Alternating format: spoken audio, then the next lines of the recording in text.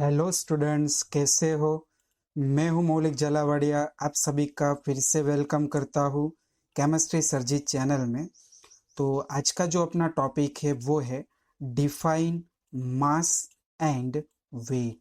तो पहले तो हमें ये दोनों टर्म समझनी है कि मास और वेट क्या होते हैं और दोनों के बीच का डिफरेंस क्या होता है। तो पहले स्टूडेंट्स, व्हाट इज मास। तो mass of the substance is the amount of matter present in it. कि कोई भी अपने पास सब्सटेंस है, उसमें जो अमाउंट ऑफ मैटर होता है उन्हें हम क्या कहते हैं, मास कहते हैं। और सेकंड कि वेट क्या होता है। तो while weight is the force extract by gravity on an object.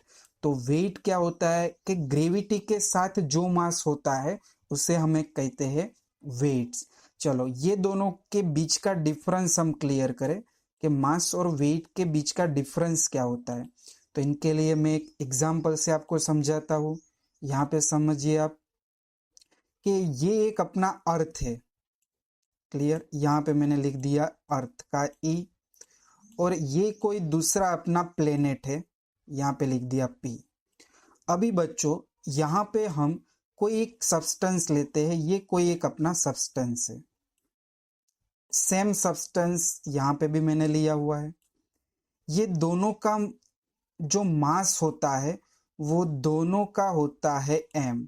अगर ये सब्सटेंस को हम अर्थ पे मेजर करें या ये सब्सटेंस को हम ये कोई दूसरे प्लैनेट पे मेजर करें, तो दोनों में जो मास होता है वो मास आपको एम ही मिलेगा। यानी एक चीज यहां से निकल के आती है कि मास जो अपना होता है वो कैसा होता है, कांस्टेंट होता है।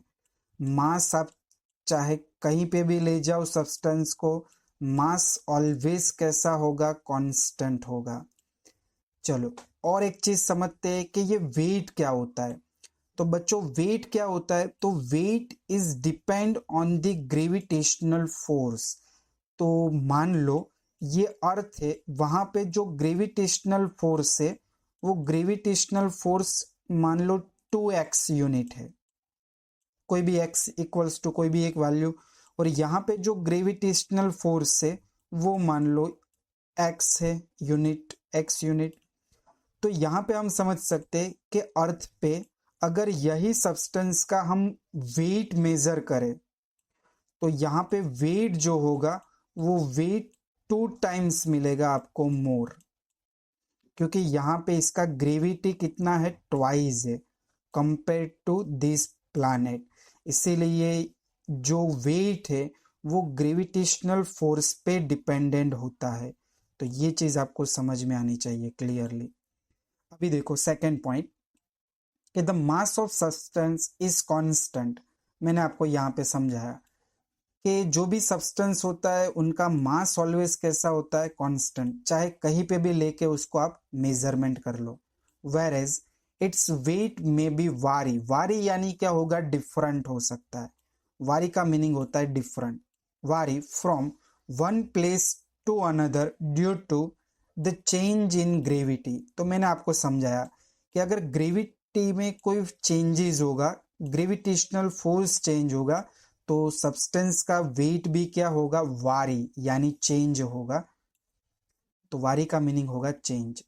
नाउ कि अभी हमें यहाँ पे समझना है कि जो मास होता है सब्सटेंस का, उसको मेजर करने का तरीका क्या है।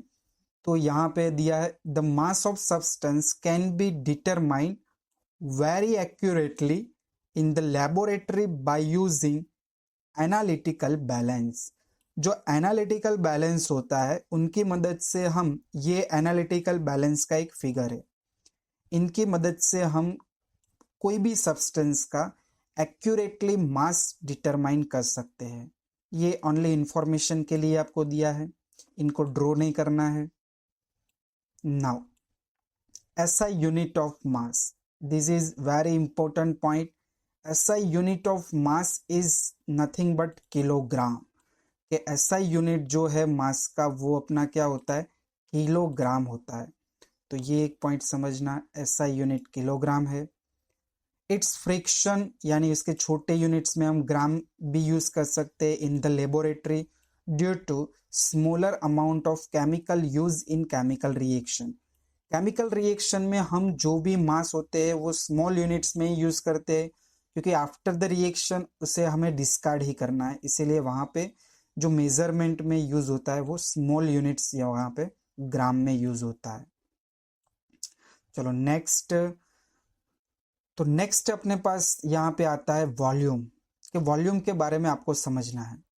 तो ये आपको वॉल्यूम दिया है, तो volume has the unit of length cube. Volume यहाँ पे मेजर करने का एक तरीका होता है। यहाँ पे मैं आपको फॉर्मूला दे दूं कि वॉल्यूम इक्वल्स टू फॉर्मूला बनता है एल बी एच।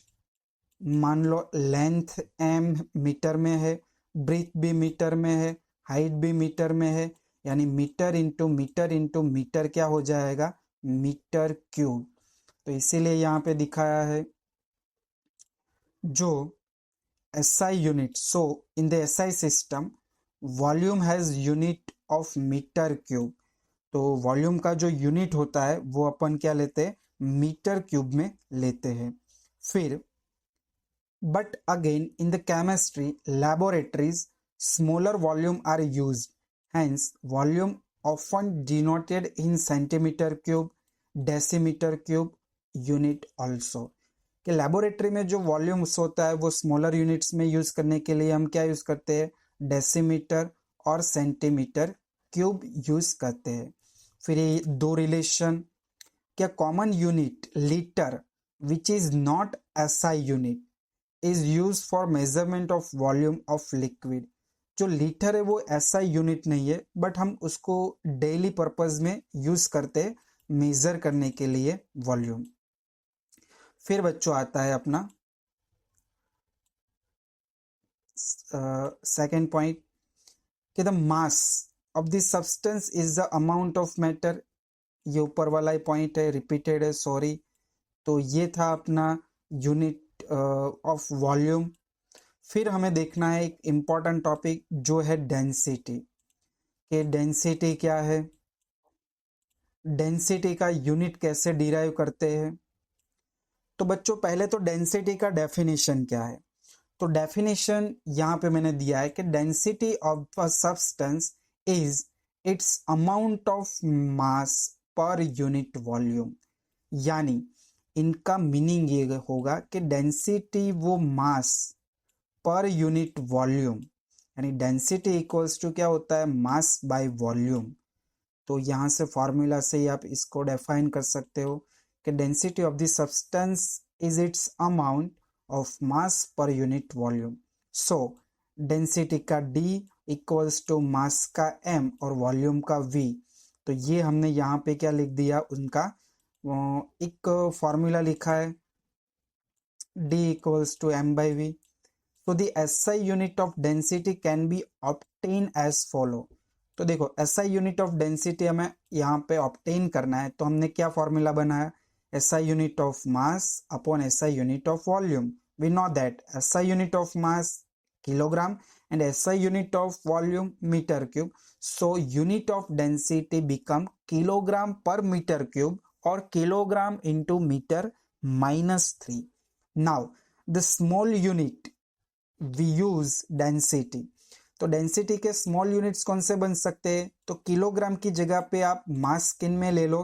तो यहाँ पे आप देख सकते हो कि मास हमने ले लिया ग्राम में, और जो वॉल्यूम है वो हमने छोटे यूनिट सेंटीमीटर -3 में ले लिया, यानी ग्राम पर सेंटीमीटर क्यूब भी लिख सकते हैं। तो ये था डेंसिटी के बारे में। अभी लास्ट टॉपिक जो वेरी इंपॉर्टेंट है, टॉपिक का नेम यहाँ पे दिया है टेम्परेचर। तो टेम्परेचर एक इंपॉर्टेंट टॉपिक है, ध्यान से समझना कि जो भी हम मेन जो स्केल्स यूज करते हैं टेम्परेचर मेजरमेंट के लिए, वो मोस्टली 3 स्केल्स यहाँ पे आपको मिल जाते हैं। फर्स्ट हमें यहाँ पे मिलता है डिग्री सेल्सियस, जो यहाँ पे दिया है।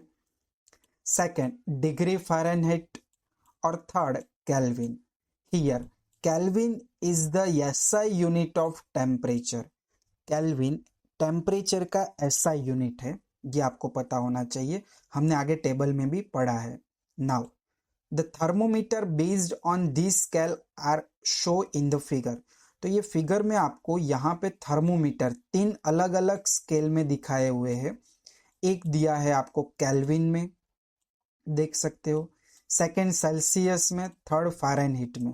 देखो यहाँ पे देख सकते हो आप कि केल्विन में 273.15 केल्विन जब होता है तब डिग्री सेल्सियस कितना बनता है, 0 degree Celsius, and degree Fahrenheit कितना बनता है, 32 डिग्री फ़ारेनहीट।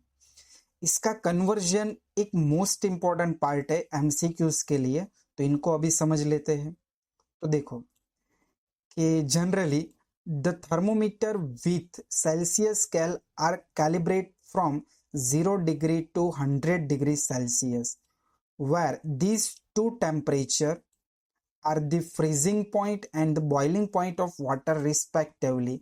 तो we know that कि freezing point of water F मैं यहाँ पे शॉर्ट में लिख रहा हूँ, freezing point of water is 0 degree Celsius and we know that boiling point of water is 100 degrees Celsius respectively. The Fahrenheit scale is represented by 32 and 212 degree Fahrenheit. तो इनका conversion क्या है, देखो कन्वर्जन नीचे दिया हुआ है कि the temperature on two scale are related to each other by the following relation. First relation must be important relation. How to convert degree Celsius into degree Fahrenheit.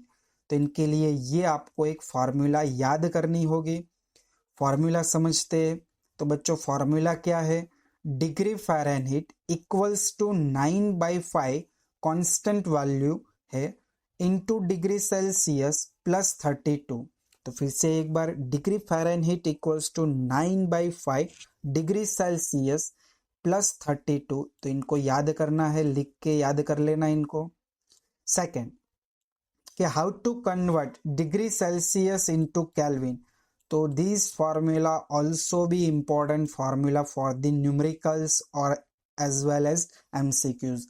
तो अगर आपके पास डिग्री सेल्सियस है, उनको केल्विन में convert करना है, तो आपको डिग्री सेल्सियस में क्या करना है, एक नंबर ऐड करना है 273.15। मान लो आपके पास है 10 डिग्री सेल्सियस टेम्परेचर। देखो यहाँ पे कैलकुलेशन करके दिखाता हूँ कि आपके पास है 10 डिग्री सेल्सियस। इनको अगर आपको केल्विन में कन्वर्ट करना है तो केल्विन इक्वल्स टू अपने पास क्या है फॉर्मूला, डिग्री सेल्सियस प्लस 273.15।